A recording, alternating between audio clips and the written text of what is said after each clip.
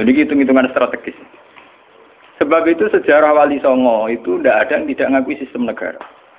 Dulu ketika Sunan Ampel itu dapat Ampel Denta itu bagian dari Majapahit. Ketika beliau ingin bikin negara juga ngakui sistem pola negara. Yaitu pola negara saat itu harus dipimpin seorang raden sehingga Sunan Ampel tidak nyuruh wali-wali yang lain tapi nyuruh Sunan Raden Sinten Badah.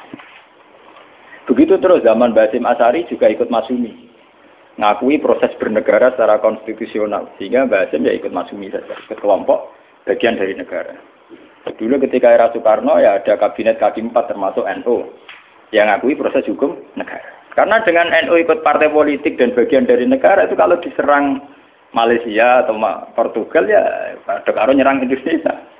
Itu beda dengan kita misalnya kecewa sama negara terus bikin kelompok tertentu yang anti negara. Itu kalau kelompok lain nyerang ya kamu sebagai kelompok bukan sebagai negara. Dan itu risikonya tinggi.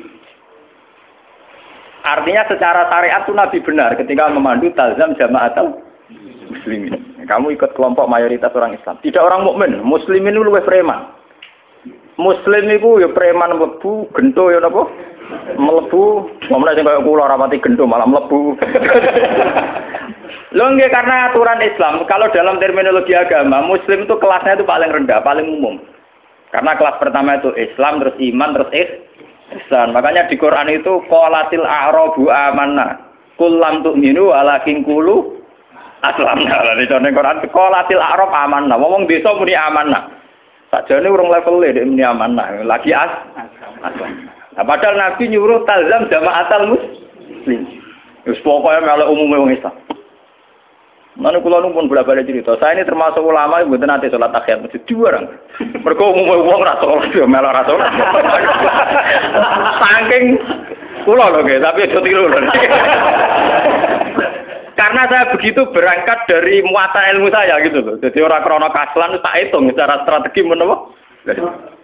Nah, toko-toko kula tak ngene kula diseneng. Wah, cocok ngene Gus Ba, umume wong. Kula anggere iso nggih biasa, marung nang pasar nggih biasa, santai mawon.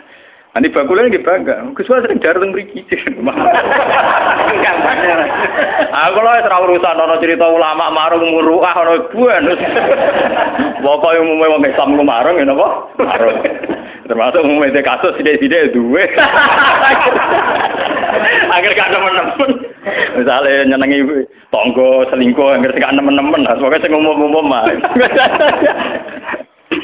Niki penting ya. Kenapa saya mengatakan ini penting? Jika kamu ngitung umat Islam yang soleh saja, maka mayoritas Islam di Indonesia itu hanya 2%. Paling sing soleh orang Islam hanya 2%. Jika kamu ngitung yang agak soleh, maka paling jumlahnya 10%. Coba kalau kamu hitung, pokoknya yang ber-KTP Islam, maka jumlah kita bisa 80%. Aku seneng darani Islam 2% apa 80%. Meskipun resiko 80% sing keramat tungkak, sing doli, Islam kabeh KTP-ne. Dulu kalau Jakarta kan keramat tungkak, kalau Surabaya doli, Jogja Bunti, Pasar Kembang, Pasar. Nah kalau nanti penelitian, kalau ini kan termasuk itu memang resikonya dihitung kabeh itu yang mlebu kan. Tapi kamu bisa 80%. Sehingga karena jumlah mayoritas 80% dengan ngitung WTS, lonte, gento dan sebagainya, itu tetap menjadi mainstream. Presiden harus Islam karena dihitung 80%. Coba kamu nuruti kesalahan sepihak, maka Islam jumlahnya hanya 2%. Maka berarti presiden cek kafir, cek Kristen nggak masalah karena jumlah umat Islam itu orang per. Jadi bu anggap Islam ra penting, Islam ra kanggo mergo WTS. Ya, tapi akhirnya gara-gara rabu itu jumlah orang Islam mau 5%. Resikonya di presiden Kristen itu masalah karena mau dihitung. Coba kalau kamu tetap hitung semua, itu tetap 80%. Akhirnya kita tegak sebagai mayoritas. Memang samu madun Islam mayoritas surat ditopang Islam WTS maling dan sebagainya. Bedene kiai lah. Kita berdiri tegak sebagai mayoritas itu ditopang Islam sing dualan sing gendo-gendo. Dari sapa kita tegak sendiri? Sebab itu Nabi memandu. Kalau kelompok sudah bulat, itu tetap kita ikut mayoritas saja. Talzam jama'atul muslimin. Itu ngaji kita. Makanya wa huwa mustami'un. Kita masih sepakat bahwa Islam itu harus jalannya bunyal Islam ala khamsin. Kita mengikuti panduan hadis sahih bahwa Islam hanya bunyal Islam ala khamsin. Yang namanya Islam itu ya hanya syahadat, salat, zakat, puasa dan haji. Titik. Nah, bahwa ini cerita ilmu sosiologi. Bahwa kita ingin punya presiden Islam, bupati Islam, gubernur Islam, itu bawaan psikologi mayoritas. Itu eleng-eleng, bukan ideologi Islam. Saya sebagai ulama bertanggung jawab terhadap mazhab ini. Kita ingin presiden Islam, bupati, gubernur Islam, legislator Islam, itu bawaan kita sebagai mayoritas.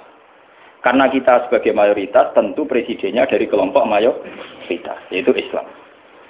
Andai kan Islam kita itu di NTT, andai kan Islam kamu itu di Ambon atau di Bali, kamu tidak akan, misalnya Madun sekarang di Bantul, tersinggung ketika bupatinya ada Islam. Coba kalau kamu ditekdir jadi orang NTT, paling bupati ini Kristen, yang penting nggak ngebangun masjid.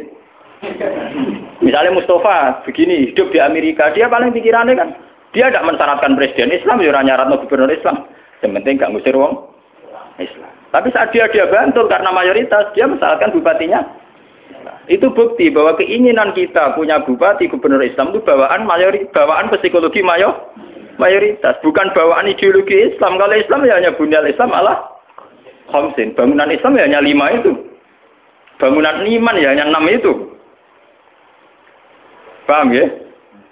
Nah, sama nggak usah teruskan. Kalau gitu partai politik Islam penting dan itu sensitif, nah takut ngono sensitif. Aku balik-balik ngaji ini sensitif. Senengane kok takut sing sensitif. Takut sing umum wae. Misalnya takut sing umum, lha penake piye Gus wong Islam? Ya di dhuwit uraan sithik-sithik, nak dosa di sepuro pangeran. Wong di dhuwit ora dosa to, tapi mesti di sepuro pangeran. Tapi niki ngaji, ini penting ngaji. Jadi ngaji yang kemarin kan jelas ya, ketika banyak fitnah, banyak tragedi, pesannya Nabi napa talzam jamaatan. Itu dalam sebuah hadis ada yang lebih ekstrim lagi. Nabi ngendikan waman sadda finnar.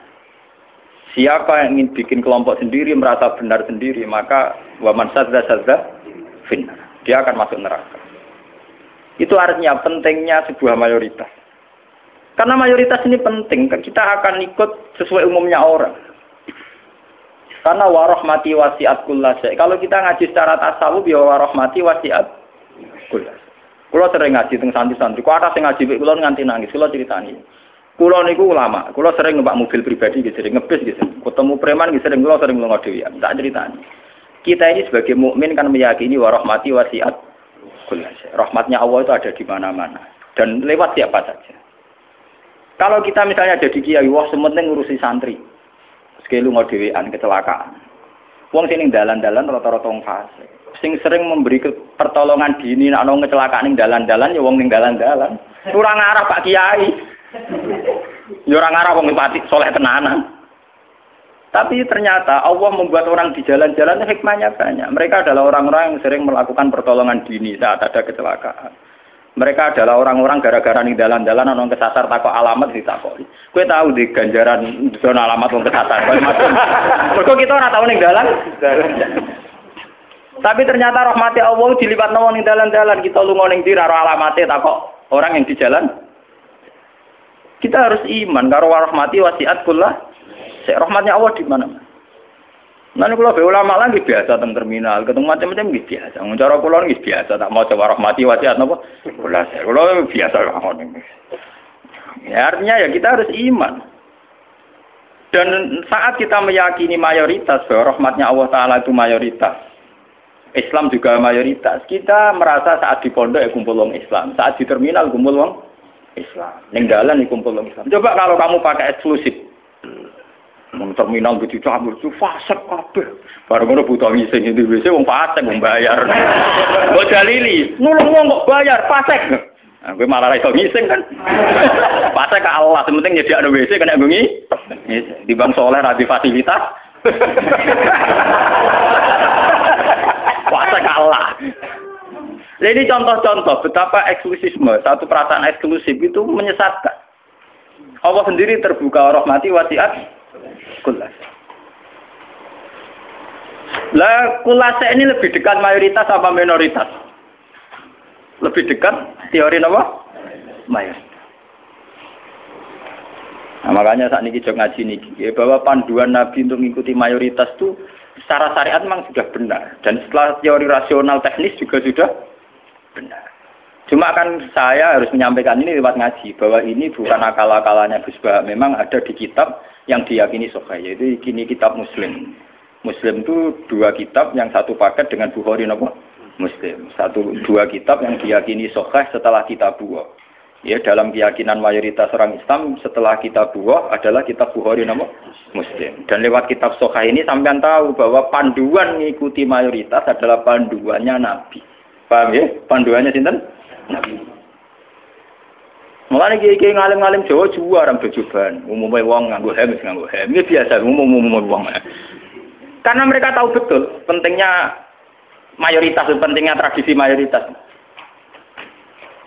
Mereka jarang orang-orang alim memaksakan jubahan, maksudnya paling kadang-kadang pas Jumatan ben macam, tapi ini kemauan ya wong tertentu jubarang semua alim. Nah rapati alim kata, tapi nak jubarang pun apa terus. Mau alim-alim kali beru mesti biasa-biasa wae. Panak. Ada terkuat ya tenang. Sing umum-umum mawon. Mohon kalau terusaken saniki. Lah ketika kebenaran itu ternyata tidak sesuai dengan perilaku pejabat atau perilaku sebuah pemerintahan itu kayak apa? Nah ini terus babu wujubil ingkar alal umara fima yukhalifu syar'a wa tarki qitalihim ma sallallahu wa nahwi dzalik. Ini panduan bagaimana ketika kebenaran itu benturan dengan pejabat-pejabat yang korup, yang salah, dengan hukum-hukum pemerintahan yang salah itu gimana? Ini langsung kalau waca hadisnya.